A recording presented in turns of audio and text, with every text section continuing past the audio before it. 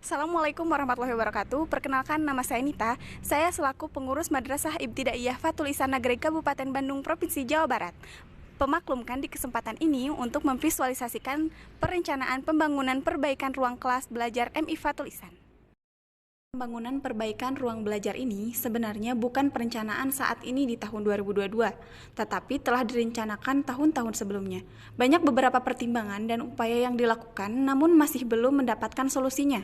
Upaya perbaikan pemeliharaan juga belum mencapai cukup maksimal, karena kerusakan akibat material bangunan lapuk tua cukup banyak, yang diantaranya material-material tembok yang lapuk, material kayu, kusen, dan pintu banyak yang keropos.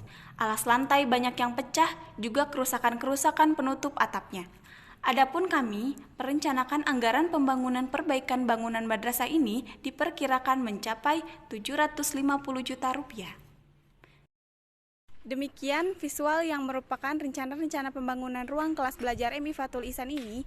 Mohon maaf atas kekurangannya. Terima kasih atas perhatiannya dan bantuannya. Wassalamualaikum warahmatullahi wabarakatuh.